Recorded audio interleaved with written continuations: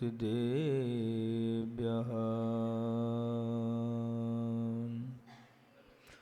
जय श्री ओम नमः सिद्धेभ्यः।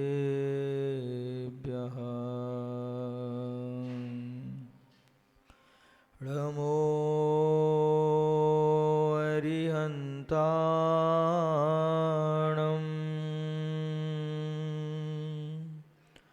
नमो सिद्धाणं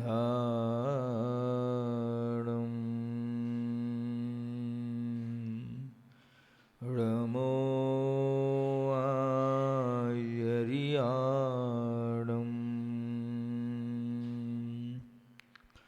नमो वज्झायाणं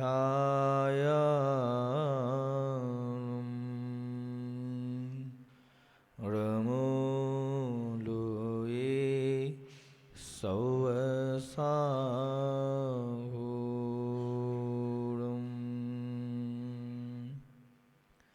ध्यान दशा में देखा गुरु को, रूप प्रभु का दिखता है।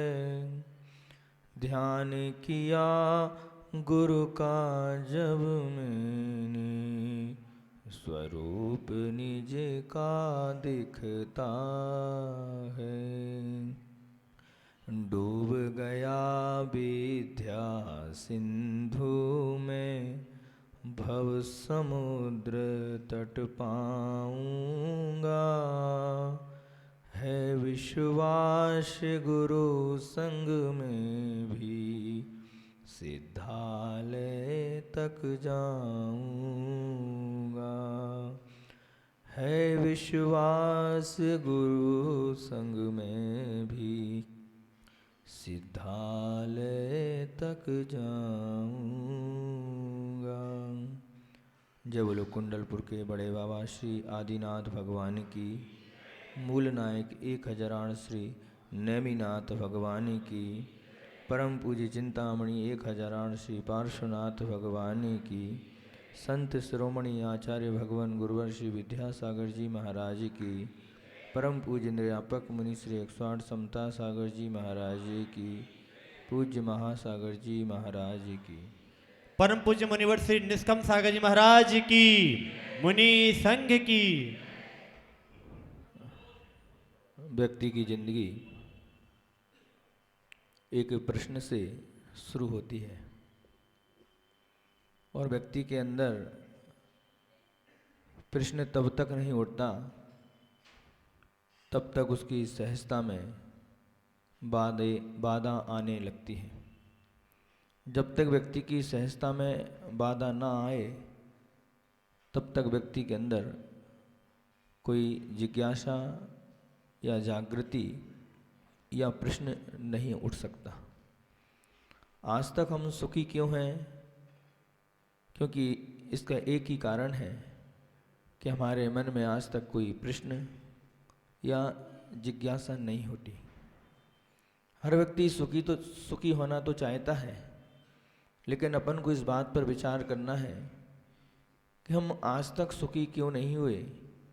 सुखी इसलिए नहीं हुए कि हमारे अंदर जो जिज्ञासा, जो प्रश्न या जो जागृति उठना चाहिए थी वो अभी तक हमारे अंदर नहीं उठी। जब व्यक्ति की जिंदगी में कोई वादक तत्व उत्पन्न हो जाता है तो व्यक्ति के अंदर अनेक प्रश्न उठने लगते हैं और जैसे ही उसके जीवन में प्रश्न उठना शुरू हो जाते हैं तो समझ लेना उसकी औनहार बहुत अच्छी है। जिसके जीवन में जितने ज़्यादा संकट आने लगे समझ जाना कि उसकी होनहार बहुत अच्छी है। भगवान पार्श्वनाथ स्वामी के जीवन में भी बहुत संकट और बहुत उपसर्ग आए, इसलिए अपन सभी लोग उनकी चिंतामणि पार्श्वनाथ भगवान कहते हैं। 24 तीर्थंकरों में से सारे तीर्थंकरों का जब आप इतिहास देखते हैं तो सिर्फ पार्श्वनाथ भगवान ही ऐसे तीर्थंकर हैं जिनके ऊपर घनघोर उपसर्ग हुए, लेकिन उपसर्ग होने के बाद उन्होंने उपसर्गों के लिए थोड़ी इसकी आवाज़ गूंज रही है। उपसर्ग होने के बावजूद ही आज चिंतामणि पार्श्वनाथ भगवान ने उन संघर्षों से जीत करके आज वो जगत पूज्य बने और आज आप सब लोगों के बीच में वो चिंतामणि पार्श्वनाथ भगवान कहलाए। अगर 24 तीर्थंकरों में से अगर मूर्ति लेने की बात आती है तो सबसे पहले मन बताओ ईमानदारी से, आपका मन क्या होगा कि हमको पार्श्वनाथ भगवान दे दीजिए। और हिंदुस्तान में, पूरे भारत में जहाँ जहाँ जैन धर्म के अपने मंदिर हैं, सबसे ज़्यादा प्रतिमा किसकी है? पार्श्वनाथ भगवान। क्यों? क्योंकि हम जानते हैं कि भगवान पार्श्वनाथ स्वामी की पूजन भक्ति करने से हमारे संकट दूर हो जाएंगे। क्यों? क्योंकि उन्होंने भी संकटों को झेला है, सहन किया है।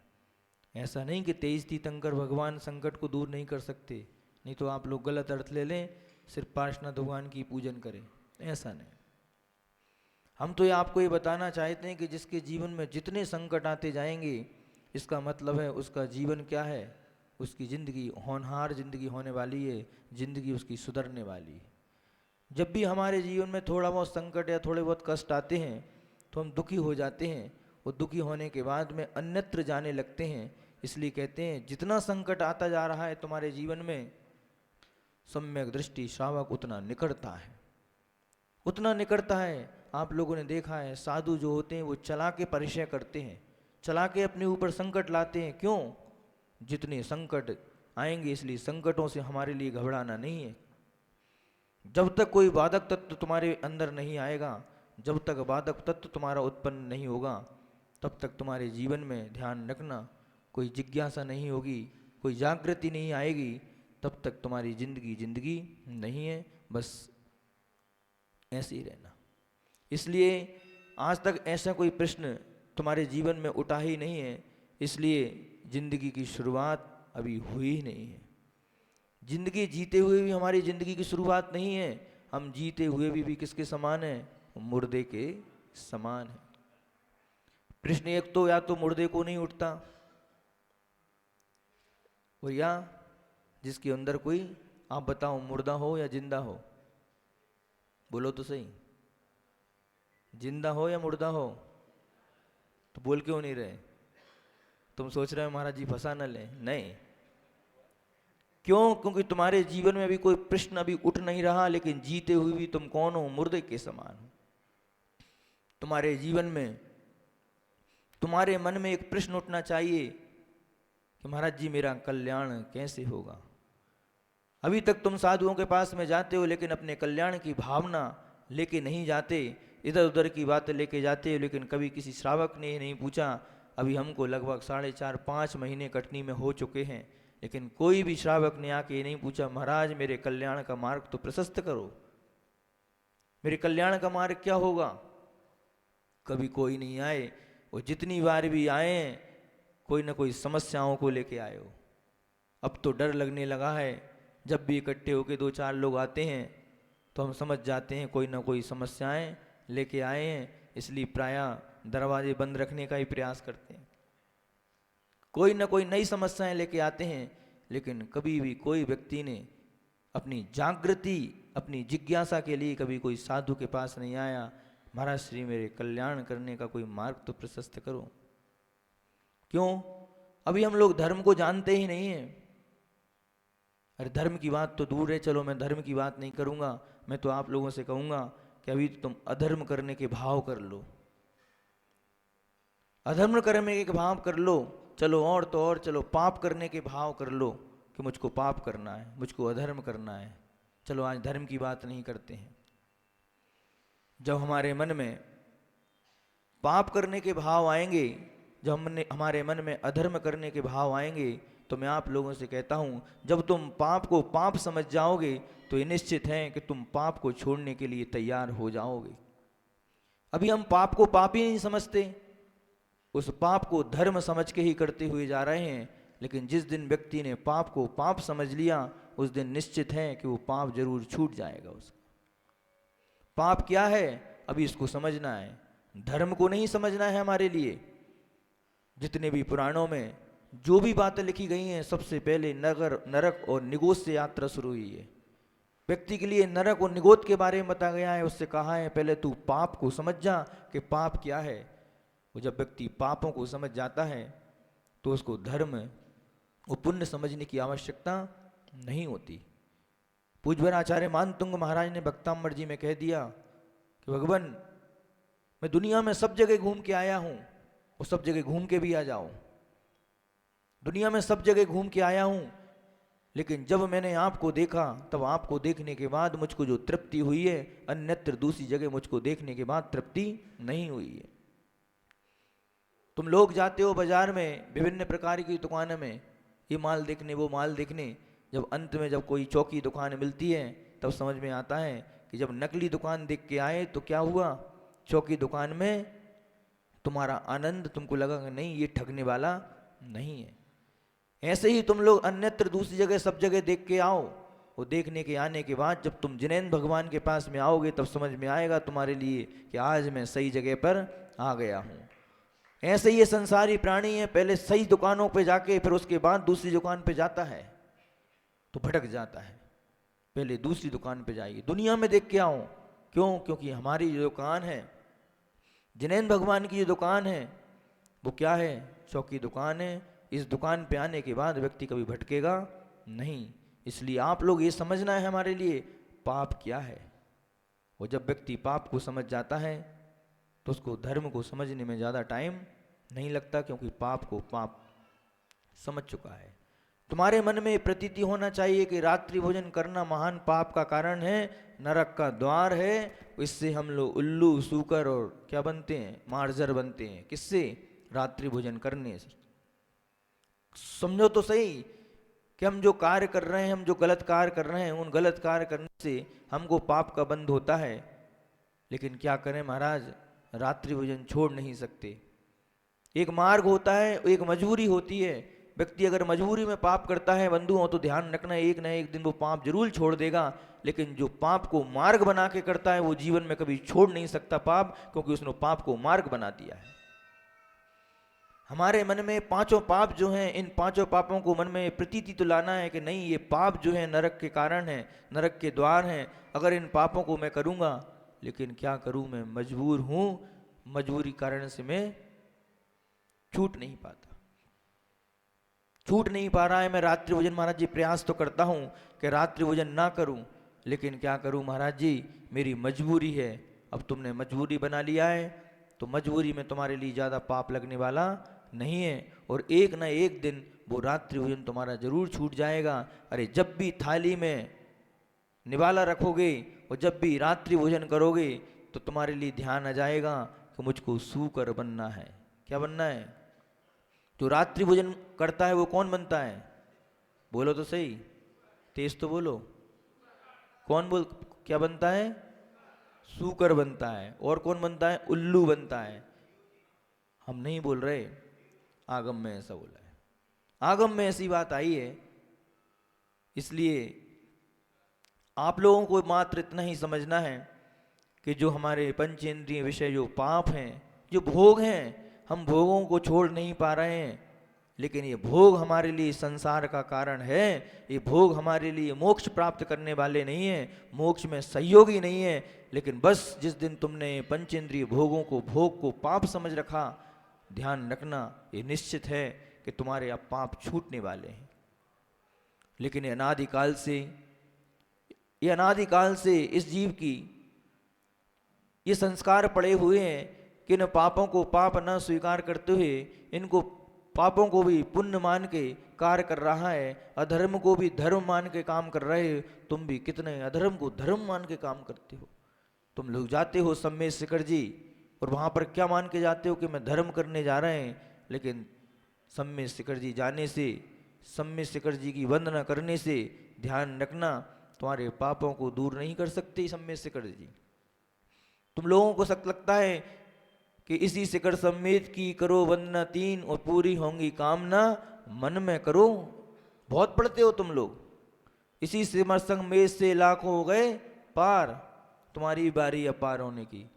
अरे सम्मेद शिखर जी तुम्हारे लिए मोक्ष प्रदान करने वाली नहीं है, सम्यक शेखर जी तुम चाहते हो कि सम्यक शेखर जी तुम्हारे लिए मोक्ष प्रदान कर दे, ये तुम्हारी मिथ्या भ्रांति है, ध्यान रखना।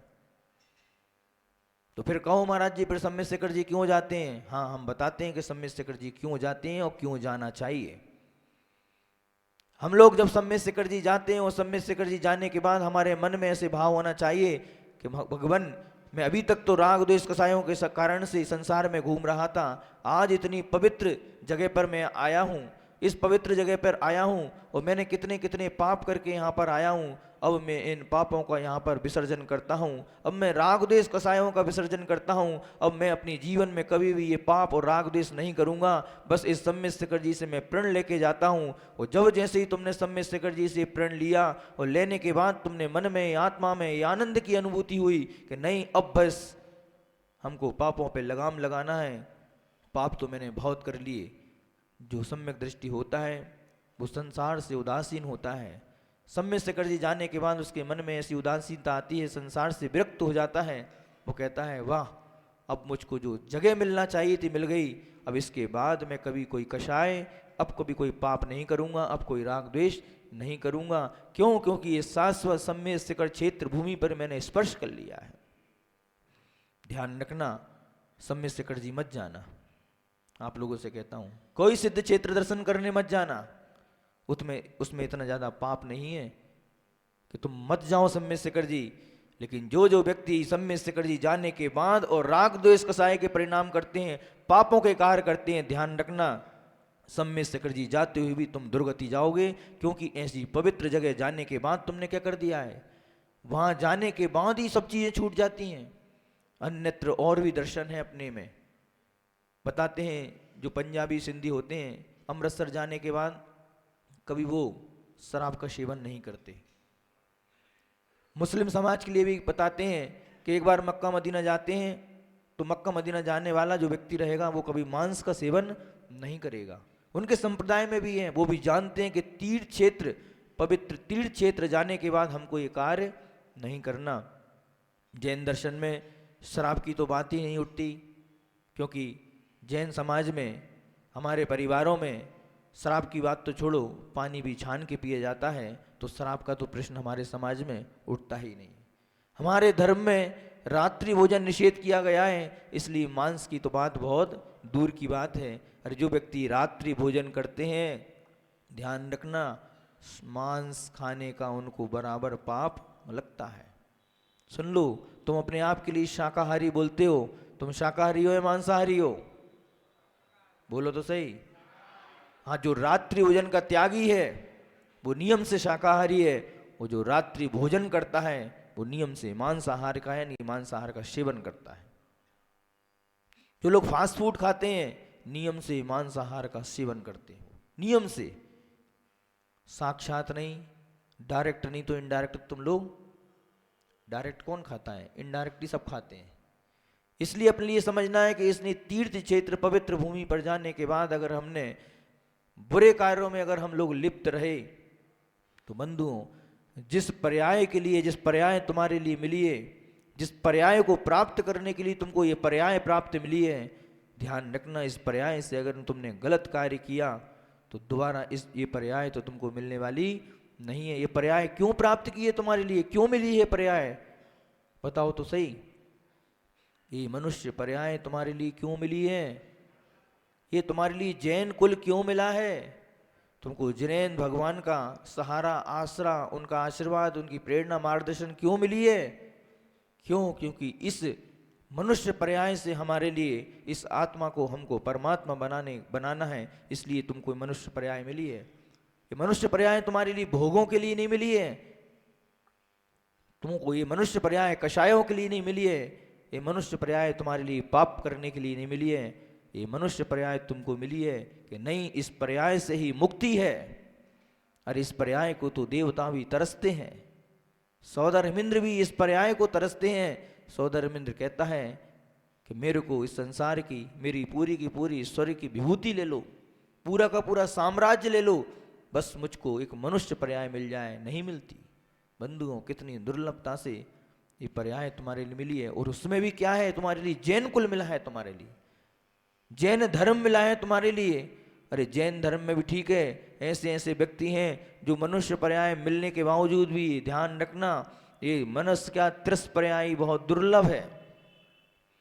तुम लोग जब अपना अतीत देखो, जब तुम्हारा इतिहास देखो, तब तुमको समझ में आएगी कि तुम्हारी औकात क्या थी, तुम्हारी छोड़ो हमारी। जब हम अपना अतीत देखते हैं, जब हम अपना इतिहास देखते हैं, तब समझ में आती है कि हमारी औकात क्या थी, हमारी। क्यों? क्योंकि हर व्यक्ति निगोस से निकल के आया है, कितनी कठिनाई से निकल के आया है। बताओ बंधुओं, अगर तुम कोई जेल में चले जाओ और जेल में जाने के बाद अगर थोड़ा सा पुण्य आ जाए, वो पुण्य आने के बाद कहा कि 15 अगस्त को एक खूंखार आतंकवादी को छोड़ा जाएगा, उस खूंखार आतंकवादी में अगर तुम्हारा नाम आ जाए तो बताओ तुम क्या करोगे? जिंदगी भर तक जेल में सड़ना थी। निकलेगा कौन? एक निकलेगा, एक व्यक्ति निकलने वाला है। ऐसे ही उस भड़मूजी की भाड़े में जो रहता है ना, वो चना भूंजते हैं, उसमें से निगोद पर्याय में अपन थे, जैसे ही चने भूंजते वाले, उसमें से उसने ऊपर एक थोड़ा सा करता है देखने के लिए, 2-4 निकल जाते हैं, भाड़ बोलते हैं, क्या बोलते हैं, 2-4 चने निकल जाते हैं। ऐसे ही हमारे पुण्य से हम उस निगोद पर्याय से निकल के और इस मनुष्य पर्याय में आए। और इस मनुष्य पर्याय में आने के बावजूद अगर बता दो, तुम्हारा जन्म अगर ऐसी जगह हो जाता, ऐसी जगह हो जाता, इजराइल में हो जाता, यूक्रेन में हो जाता, गाजा में, वहां पर हो जाता, फिलिस्तीन में, तो क्या करते बताओ? क्या होता तुम्हारा?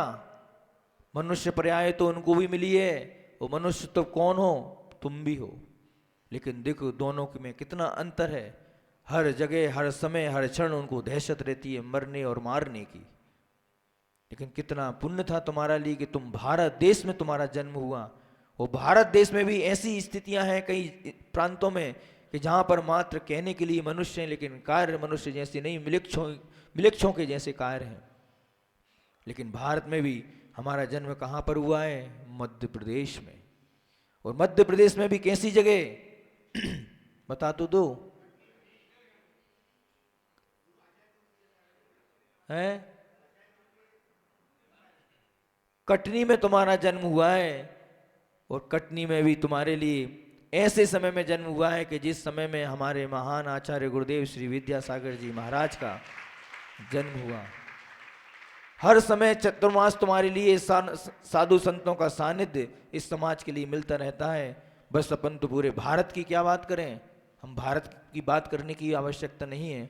हम तो ना मध्य प्रदेश की बात करेंगे, हमको मध्य प्रदेश की भी बात नहीं करना, हम तो कटनी की भी बात नहीं करेंगे, लेकिन कटनी में भी जो हमारी समाज है, हम उस समाज की बात करेंगे। हम क्यों दूसरों को सुधारने की, अरे पहले हम तो सुधर जाएं, तब हम दूसरों को सुधारने में लग जाएंगे।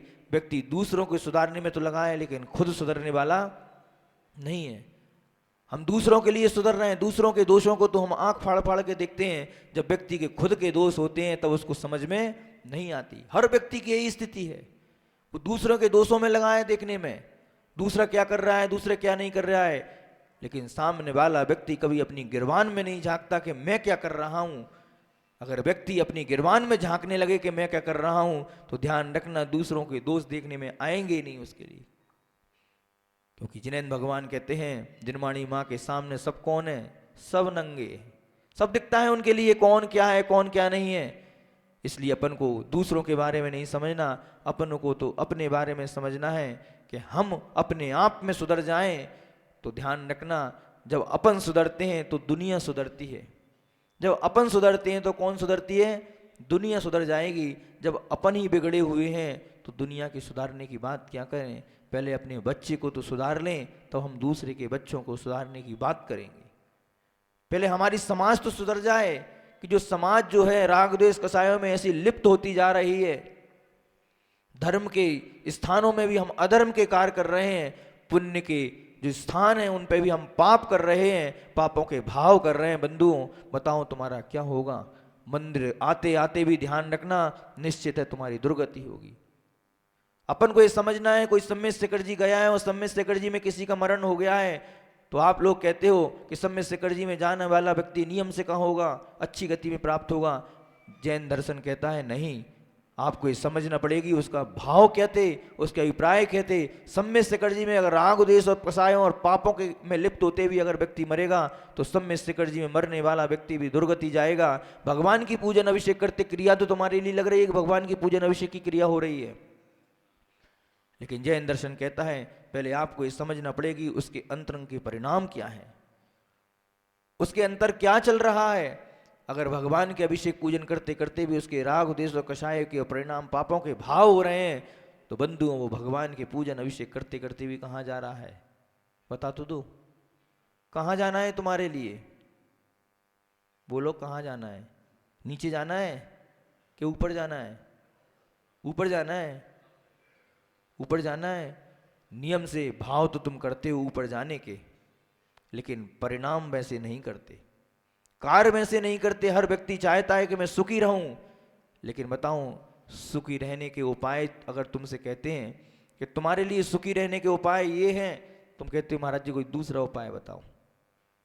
हर व्यक्ति मोक्ष जाना चाहता है। एक सेठ जी भी थे, वो भगवान की खूब भक्ति करते थे, बहुत पूजन करते थे, खूब करते थे। भगवान प्रसन्न हो गए, भगवान ने एक व्यक्ति को भेजा कि बहुत प्रसन्न है, मैं इससे बहुत प्रसन्न हूँ इसकी भक्ति से, एक काम करो बार बार ये मोक्ष की बात करता है, इनके पास जाके बोलो कि आज तुम्हारे लिए मोक्ष में ले जाने के लिए आया हूँ, आज से 11वें दिन तुम मोक्ष।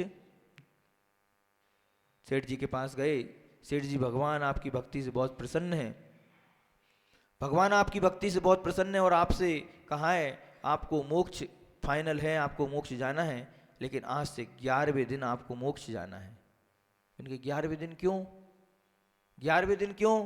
तो कहने लगे कि आपकी जो 7 फैक्ट्री हैं, एक एक दिन में एक एक फैक्ट्री जल जाएगी, और 3 बच्चे जो हैं वो एक एक करके तीनों बच्चे मर जाएंगे। जब 11वें दिन जब आप हल्के हो जाओगे तब आपके लिए मोक्ष लेके जाएंगे। तो सेठ जी कहते हैं भगवान से कह देना अगर कोई दूसरी क्वालिटी का मोक्ष हो तो बता दो, इस क्वालिटी की मोक्ष से तो हम जा नहीं पाएंगे। हम यही सोचते हैं जब व्यक्ति के जीवन में बात तो करते हैं मोक्ष जाने की, बात तो करते हैं हम सुखी रहने की, जब तुम लोगों के लिए सुखी रहने के उपाय बताए जाते हैं तो तुम कहते हो महाराज जी कोई दूसरी क्वालिटी का सुख रहने का कोई रास्ता या दूसरी क्वालिटी कोई माध्यम हो तो हमारे लिए बताओ। नहीं बंधुओं, क्वालिटी तो एक ही है। हमारे यहाँ पर तो फर्स्ट क्वालिटी, फर्स्ट ग्रेड ही काम चलता है, सेकंड और थर्ड में भी काम नहीं चलता, गुरु कृपांक में भी काम नहीं चलेगा। यहाँ तो मात्र चौका सोना चाहिए। यहाँ पर तो 16 बन्नी शुद्ध कैरेट, यहाँ पर मिलावटी वाला काम नहीं चलेगा। तब तुम सुखी रहने का उपाय पूछोगे तब तुम्हारे लिए बताया जाएगा कि ये सुखी रहने का उपाय है। क्या है? भगवान की भक्ति करो। भगवान की भक्ति भी निस्वार्थ भाव से करो, कोई स्वार्थ भाव से मत आओ कि चिंतामणि पार्श्वनाथ भगवान मेरे दुख दूर कर देंगे। अरे ये निश्चित बात है कि भगवान तुम्हारे दुख को दूर करेंगे। पहली बात तो भगवान कुछ करते नहीं है, लेकिन भगवान के बिना कुछ होता भी नहीं है। भगवान कुछ नहीं करते, देवसास गुरु हमारे लिए कुछ नहीं करते, लेकिन देवसास गुरु के बिना हमारा कुछ पत्ता भी नहीं हिलता। चिंतामणि पार्श्वनाथ भगवान होते कौन है? तुम्हारे पापों को दूर करने वाले। चिंतामणि पार्श्वनाथ भगवान होते कौन है? तुमको मोक्ष दिलाने वाले। अरे तुम्हारा उपादान इतना मजबूत होगा, तुम्हारा उपादान इतना जागृत होगा। बंधुओं, जब पूज्य गुरुदेव के पास में दीक्षा के प्रसंग आते हैं, आचार्य महाराज के पास में लाइन लगा के श्राविकाएं जाते हैं, ब्रह्मचारी भाई जाते हैं, मुझको दीक्षा चाहिए। आचार्य जी कहते हैं मैं होता कौन हूं दीक्षा देने वाला, मेरे हाथ में कुछ नहीं है, मेरे हाथ में कुछ नहीं है। अगर तुम्हारा उपादान शक्ति तेज होगी, मेरे भाव नहीं भी होंगे, तब भी तुम्हारे लिए दीक्षा मिल जाएगी। और अगर मेरे भाव होंगे भी तो तुम कितना भी पुरुषार्थ कर लेना, तुम दीक्षा तुमको प्राप्त नहीं हो पाएगी। ऐसे ही जैन दर्शन कहता है कि हमारे भगवान जो है कर्ता नहीं है। हम लोगों ने भगवान को कर्ता मान लिया है कि भगवान ही सब कुछ करने वाले हैं। ऐसा अगर कोई व्यक्ति मानता है तो वो ध्यान रखना मिथ्या दृष्टि है। हमारे लिए भगवान के लिए कर्ता नहीं मानना। भगवान के बिना पत्ता भी नहीं हिलता। पक्की बात है कि भगवान के बिना पत्ता नहीं हिलता, भगवान कुछ करते नहीं है, लेकिन भगवान के बिना कुछ होता भी नहीं है, ये निश्चित है, अकाट्य है। ये हमारे लिए बस इतना ही ध्यान रखना है कि भगवान की भक्ति करने से जो हमारे लिए जन्म जन्म के भव भवांतर के जो पाप थे हमारे लिए क्षण भर में नष्ट हो जाते हैं। भगवान की भक्ति करने से हमारे लिए सब कुछ मिलता है। भगवान की भक्ति करने से हमारे लिए स्वर्ग आदि के सुख भी मिलते हैं और परंपरा से हमको मोक्ष भी प्राप्त होता है। कल शाम को बहुत अच्छी बात याद आई कि जो मुनिराज शुद्धोपयोग में ध्यान रहते हैं वो शुद्धोपयोगी मुनिराज अपना संकट को दूर नहीं कर सकते। वो संकट को सहन करने की शक्ति और क्षमता उनके अंदर रहती है। जो भी मुनिराज अपने ध्यान में रहते हैं शुद्धोपयोग अवस्था में, उनके ऊपर अगर विपत्ति आएगी, संकट आएगा, तो कभी वो अपने संकट और विपत्ति को दूर कर लेंगे। संकट दूर नहीं होगा लेकिन वो संकट को सहन करेंगे। लेकिन जो भक्ति होती है, जो सोपयोगी होते हैं, भक्ति हमारे संकटों को दूर करती है। भगवान की भक्ति जो होती है हमारे संकटों को दूर करती है। अगर तुम शुद्धोपयोग में नहीं बैठ पा रहे हो, कोई बात नहीं, तो तुम्हारे लिए कह दिया अब तुम एक काम करो, भगवान की भक्ति करो। कम से कम तुम अशोपयोग से सोपयोग में तो जाओ। तुम जब तुम शुद्धोपयोग की यात्रा नहीं कर सकते हो तो आचार्य महाराज ने स्पष्ट कह दिया है, कोई बात नहीं, अगर तू शुद्धोपयोग की यात्रा नहीं कर पाता है, तेरा सहनन नहीं है, तेरी क्षमता नहीं है, वर्तमान में अगर पंचम काल में शुद्धोपयोग नहीं है, तो कह दिया है अब तू एक काम करना, तेरा मन अशुभ में मत चला जाना, बस तू भक्ति करना प्रारंभ कर दे भगवान की। और भक्ति करना प्रारंभ कर दी और भक्ति करने से जो हमारे जन्म जन्म के भवांतर के पाप थे क्या हो रहे हैं, क्षण भर में नष्ट हो रहे हैं। कल्याण मंदिर स्तोत्र में कहा है, भगवान आपके प्रभाव से, आपकी भक्ति करने से, आपके नाम लेने से हमारे जन्म जन्म के भवांतर के जो पाप रहते हैं ऐसे क्षण भर में नष्ट करके भागने लगते हैं। जिस प्रकार चंदन के वृक्ष पे लिपटा हुआ सर्प, चंदन की विशेषता है कि सर्प जो रहता है चंदन से इतना प्रेम करता है कि मर जाएगा, छोटे छोटे से टुकड़े कर दो उसके सर्प के, लेकिन वो चंदन के वृक्ष को छोड़ता नहीं है। चंदन के वृक्ष को छोड़ता नहीं है वो। लेकिन जैसी कोयल की ये कूक, मोर की ये कूक आने से जो चंदन पे वृक्ष पे लिपटे हुए जो बड़े बड़े सर्प हैं वो क्षण भर में तत्काल में ऐसी झड़झड़ के भागने लगते हैं। उसी प्रकार आपकी भगवान आपकी भक्ति करने से हमारे भव भवांतर के पाप नष्ट हो जाते हैं। भगवान की भक्ति का क्या समझते हो तुम? भगवान की भक्ति करने से क्या समझते हो? बंधुओं, भगवान की भक्ति करने आओ तो आनंद ही आनंद आता है। उस आनंद के साथ में भगवान की भक्ति करने आओ कि भगवान क्या बात है, जन्म जन्म का मैं पुण्यात्मा हूं कि आज मुझको आपके दर्शन करने का सौभाग्य प्राप्त हुआ है। और भाग्य समझ के आओ कि भगवान अब मैं आपके दर्शन करने आ रहा हूं। और जब भी मंदिर से घर लौट के जाओ तो मुंह लटका के लौटना, प्रसन्न होकर मत लौटना। कहना भगवान मंदिर से अब मैं जेल की तरफ जा रहा हूं, अब भगवान आपके दोबारा दर्शन कब मिलेंगे। ऐसी आनंद की अनुभूति भगवान के पास से जब लेके जाओगे बंधुओं, 24 घंटे तुम्हारा इतना आनंद में निकलेगा, इतना भक्ति पूर्वक निकलेगा। समय अपना हो गया है, आगे फिर विराम देंगे। जिनवाणी माता की, भगवान महा